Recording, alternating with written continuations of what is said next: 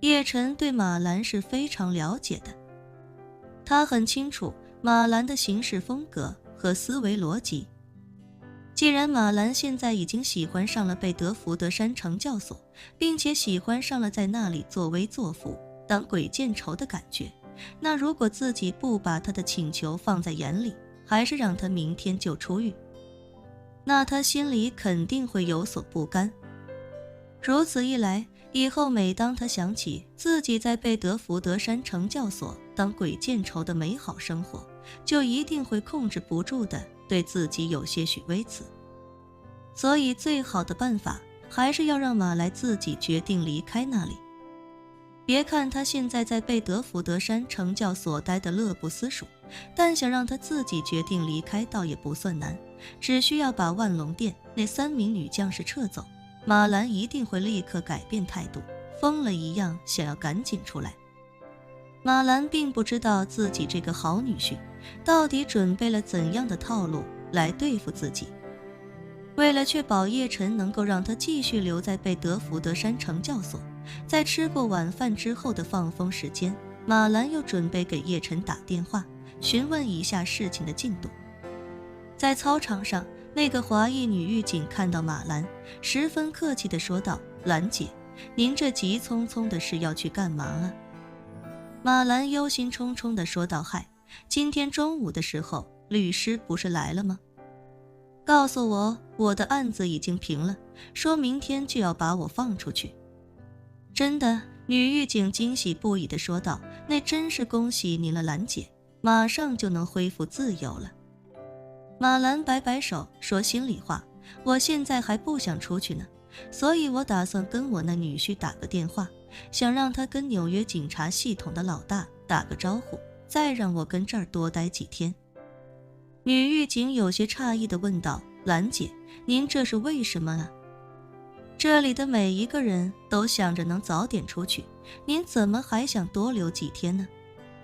马兰随口笑道：“难得有这种体验生活的机会，我也想多了解了解，多感受感受美国监狱里的生活，将来回去了跟朋友们好好介绍介绍。”女狱警虽然想不明白，但还是非常礼貌地笑着说道：“兰姐，我看您这是来体验美国民间疾苦的啊。”说着，她忽然想起什么，连忙道：“在美国这边特别流行出书，不光是作家出书，有些特别经历的人也喜欢出书。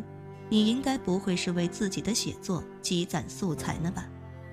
马兰眼前一亮，心说：“哎呀，这是个好理由啊！”这个想到这儿，他赶忙对女狱警说道：“先不跟你说了，我赶紧去给我女婿打个电话。”在电话里问他好女婿：“妈托你办的事儿办得怎么样了？”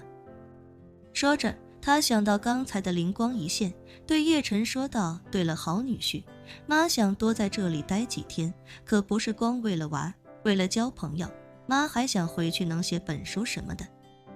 比如写一本我在美国坐牢那些天，披露一下美国监狱里的黑暗，说不定还能火一把呢。”叶晨听得啧舌，马兰写书，还要披露美国监狱里的黑暗，似乎他现在才是贝德福德山惩教所最黑暗的那个吧。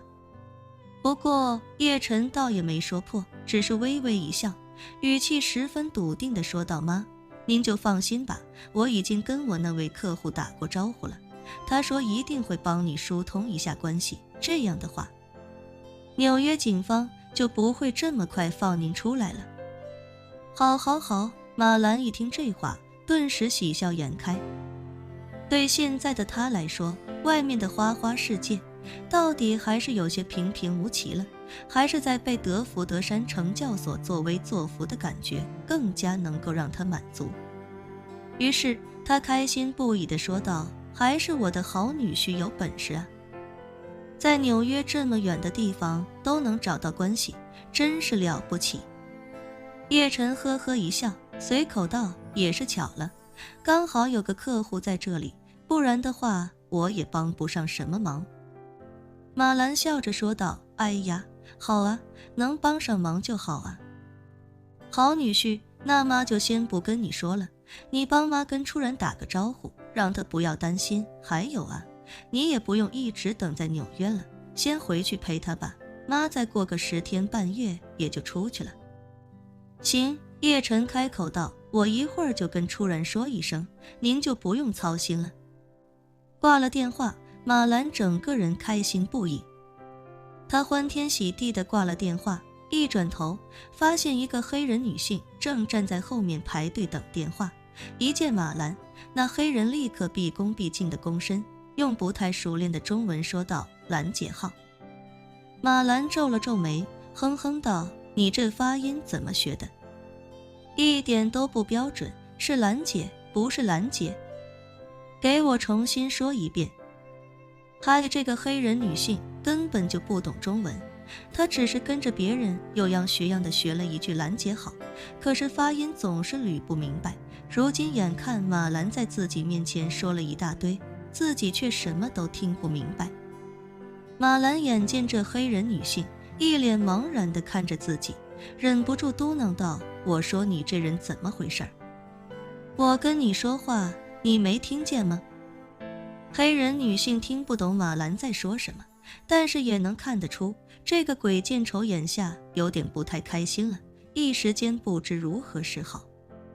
马兰眼见她紧张的瑟瑟发抖，不禁嗤笑一声，随口说道，你兰姐现在心情好，就不跟你一般见识了。说完转过脸去，大摇大摆地迈步离开。操场上每一个看到马兰的人依旧恭敬地向她问好，使得马兰心情大好。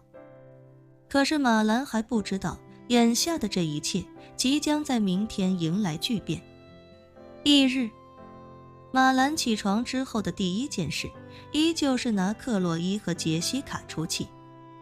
他眼见两人还在床上睡得昏天暗地，便立刻去卫生间端出一盆凉水，先将半盆水浇在了克洛伊的身上，随着克洛伊一声尖叫，他转身又将剩下半盆全都泼向了另一张床上蜷缩着的杰西卡。杰西卡也是吓得惊叫一声，随后腾的一下从床上跳了起来。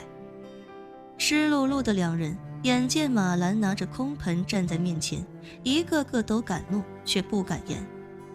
马兰看着克洛伊，冷声问道，你看我干什么？还不赶紧起床干活？克洛伊哭着说道，我们昨天洗衣服一直洗到凌晨，这才刚睡了3-4个小时，你还让我们活吗？马兰鄙夷地说道，让你睡3-4个小时就已经是便宜你了。赶紧起床给我把地板擦干净，要是我脚上沾了灰尘，看我不打死你。本期视频结束，欢迎订阅我的频道，这样就不会错过精彩内容。